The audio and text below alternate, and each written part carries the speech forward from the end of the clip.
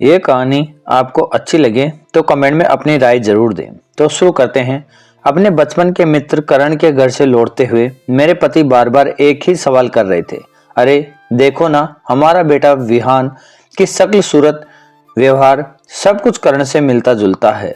लगता है जैसे उसका क्लोन हो, बस नाक तुम्हारी तरह है। मुझे तो लगता है उसे मुझसे कुछ मिला ही नहीं। मैंने हंसकर कहा, क्यों नहीं मिला? बुद्धि तो तुम्हारी तरह ही है, तुम्हारी ही तरह तेज है। हाँ वो तो है, लेकिन फिर भी चेहरा, मोहरे और आदतें कुछ तो मिलनी चाहिए ना। चेहरा, मोहरे और आदतों तो इंसान अपने परिवार से बनती है, और हो सकता है घर में आने के बाद से ही मैंने मन में बना लिया था कि उसे करण भाई को दे दूंगी, इसलिए उनकी तरह हो गया हो। हाँ तुम ठीक कहती हो, लेकिन यार तुम बहुत महान हो। खुशी खुशी अपना बच्चा करण की झोली में डाल दिया। क्या करूं, मुझसे उन लोगों की तकलीफ देखी नहीं जा रही थी। करण भाई साहब और सरिता भाभी को हमने कभी गैर नहीं समझा। तुम्हारे विदेश रहने के दौरान पिताजी और हमारे बच्चों का कितना ख्याल रखा उन्होंने। हाँ ये तो बात है। करण और भाभी जी के साथ कभी परायापन महसूस नहीं हुआ। फिर भी एक माँ के लिए अपनी संतान किसी और को दे देना बहुत बड़ा त्याग है। मेरा तो आज भी मन कर रहा है कि उसे अपने साथ ले चलूं। कैसी बातें कर रहे हो आप? देखा नहीं कैसे करण भाई साहब और सरिता भाभी की पूरी दुनिया उसी के इर्द गिर्द घूमती है। वो उन्हें ही अपने माता पिता मानता है, अपने असली माता पिता के बारे में जानना भी नहीं। शुक्र है मेरे पति मनोज को कोई शक नहीं हुआ, वरना मैं तो डर ही गई थी कि कहीं ये राज खुल न जाए कि विहान के असली पिता तो करण ही है। आज 24 साल के विवाहित जीवन में यही एक राज है जो मैंने अपने पति से छिपाया है, और शायद आखिरी भी। इस रहस्य को हम परिस्थिति की मजबूरी की गलती कह सकते हैं, लेकिन अपराध बिल्कुल नहीं।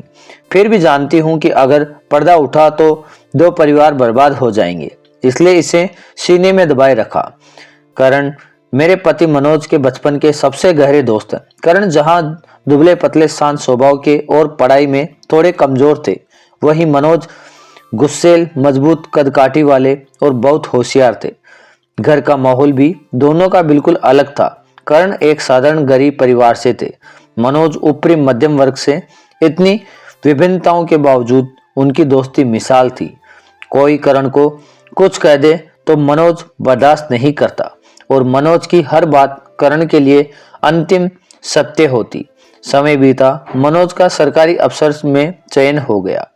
एक करण ने छोटा मोटा कारोबार शुरू किया, जिसमें हमारे ससुर ने भी पैसा की मदद की।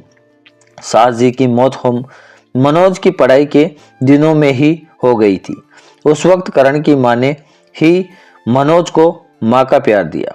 ससुर जी भी करण को कभी अलग नहीं समझते थे, और कहते थे कि प्रकृति ने उन्हें दो बेटे दिए हैं, एक मनोज, दूसरा करण। संयोग देखिए, दोनों की शादी के बाद जब मैं और सरिता घर में आई, तब भी दोनों परिवार में कोई फर्क नहीं आया। मेरी और सरिता की बहुत अच्छी बनती थी। लोग हम चारों की दोस्ती देखकर कहते कि ये भी प्रकृति का करिश्मा है। इतने अलग सोच और परिवेश वाले लोग, इतने अभिन्न। मनोज के तबादलों की वजह से मुझे कई शहरों में घूमना पड़ा।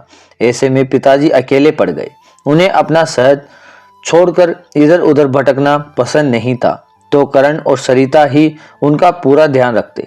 बेटा बहू की कमी नहीं होने से समय गुजरता मैं दो बच्चों की मां बन गई, लेकिन सरिता को कई बार गर्भ ठहरा और हर बार गर्भपात हो गया।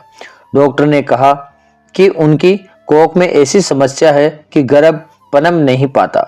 हर गर्भपात के बाद दोनों बहुत दुखी हो जाते। सरिता का तो हाल और बुरा, कमजोरी और डिप्रेशन से स्वास्थ्य गिरता गया।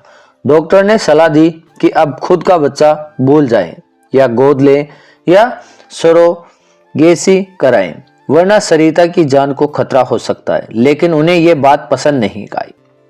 करण मुझसे कहते, अनीता भाभी, मेडिकल साइंस इतनी आगे बढ़ गई, अगर कमी है तो दवा से ठीक हो सकती है ना। मैं बड़े डॉक्टर को दिखाऊंगा, देखना हमारे घर भी बच्चे की किलकारी गूंजेगी। और सच में उन्होंने बड़े डॉक्टर को दिखाया। उन्होंने उम्मीद दी कि समय लगेगा लेकिन ठीक हो जाएगा। इधर मनोज की 3 साल के लिए विदेश जाना पड़ा। मैं नहीं जा सकी। बच्चे स्कूल जाने लगे थे, पिताजी बीमार रहने लगे। उन्हें सिर्फ करण पर ही नहीं छोड़ सकते थे। मनोज के विदेश रहते ही पिताजी का देहांत हो गया। मनोज कुछ दिनों की छुट्टी लेकर आए, फिर चले गए। इसी दौरान सरिता को फिर घर पटरा। इस बार पूरी सावधानी बरती गई। करण उन्हें जमीन पर पैर भी नहीं रखने देते। डॉक्टर ने कंप्लीट बेड रेस्ट कहा था। अल्ट्रासाउंड भी मना कर दिया ताकि कोई नुकसान न हो। धीरे धीरे गर्भ पूरा हुआ। करण, सरिता और उनकी माँ बच्चे के आने से खुश थे। मुझे भी कम खुशी नहीं थी। नियत समय सरिता के प्रभाव पीड़ा शुरू हुई। लगा सब सामान्य हो जाएगा। मैं अपने बच्चों को मायके छोड़कर उनके साथ अस्पताल में थी, लेकिन 1 हफ्ते तक पीड़ा के बाद भी डिलीवरी नहीं हुई। डॉक्टर थक गए। आखिर ऑपरेशन किया, बच्चा पैदा हुआ, लेकिन आधे घंटे में ही चल बसा।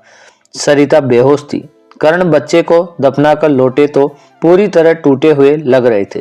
करण की मां ने मुझसे कहा, अनीता तुम करण को घर ले जाओ, बहुत परेशान है, आराम करेगा तो संभलेगा।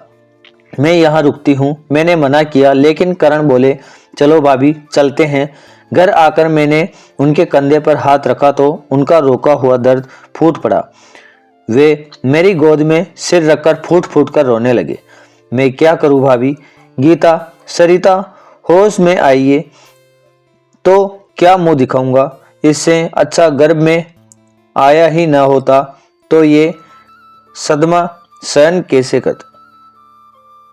मुझे उसका सामना करने की हिम्मत नहीं। मैं कहीं चला जाऊंगा, आप ही उसे संभालना। मैं कुछ बोल नहीं पाई, सिर्फ उसके बाल सहलाती रही। दोनों को झपकी लग गई और उस पल में प्रकृति ने अपना खेल खेला। हम दोनों को पता भी नहीं चला कब क्या हो गया। सुबह करण अपराध बोध से भर उठे। मुझे भी कम नहीं था। जो हुआ उसे न बलात्कार कर सकते थे न वे फाई। हम दोनों बराबर के जिम्मेदार थे। परिस्थिति के शिकार करण सरिता को लेकर कहीं दूर चले गए। मनोज जल्द लौटने वाले थे। उन्हें विदेश में अच्छी नौकरी मिल गई थी। सरकारी नौकरी छोड़ दी। मुझे भी जाना था। मनोज आए तो पता चला मैं सिर्फ गर्भवती हूँ। उन्हें हैरानी हुई। इतनी सावधानी के बाद मैंने कहा हो गया तो क्या करें।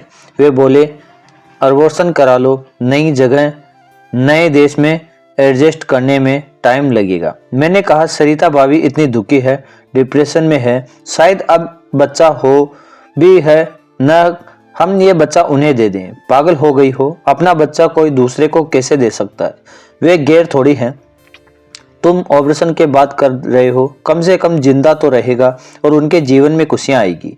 मनोज मान गए। करण सरिता से बात की तो वे विश्वास नहीं कर पाए। करण बोले, ऐसा कैसे हो सकता है भाभी? मैंने कहा, हमारा आपका बच्चा अलग थोड़ी है। मुझे पूरा यकीन है आप उसे पूरा प्यार देंगे। मेरी आंखों में देखकर करण चुप हो गया। सरिता की आंखों में चमक आ गई। तय हुआ कि मैं मनोज के साथ नहीं जाऊंगी। बच्चे को जन्म देकर सरिता को सौंपूंगी, फिर जाऊंगी। ऐसा ही किया। अस्पताल से निकलते ही विहान और सरिता की गोद में रख दिया और बच्चों के साथ विदेश चली गई। कई बार भारत आई, लेकिन मायके से ही लौटी। डरती थी कहीं ममता न जाग जाए। कभी पछतावा होता कि व्यर्थ बच्चा दे दिया, फिर लगता ठीक किया, वरना अपराध बोध हमेशा रहता। मनोज सब जानते थे, इसलिए वे विहान से मिलने भेजने रहते। इस बार उनकी जिद के कारण यहाँ गए। मनोज की प्रतिक्रिया से डर गई थी और राज न खुल जाए, लेकिन उनके मुझे और करण पर अटूट विश्वास न सोच को उस दिशा में नहीं जाने दिया। आज तक मैंने मनोज से कभी झूठ नहीं बोला, कुछ छिपाया नहीं। विश्वासघात तो दूर की बात और मन से कर सकती हूँ। मैंने और करण ने कोई विश्वासघात नहीं किया। गलती जरूरी हुई, लेकिन ये बात छिपानी पड़ी क्योंकि खुलने पर 2 परिवार व्यर्थ बिखर जाते। इसलिए इस पर पूरी तरह चुप हूं। तो आपको ये कहानी कैसी लगी कमेंट में ज़रूर बताना और लाइक और सब्सक्राइब करना ना भूलें। मिलते हैं अगली कहानी में, तब तक के लिए नमस्कार, धन्यवाद।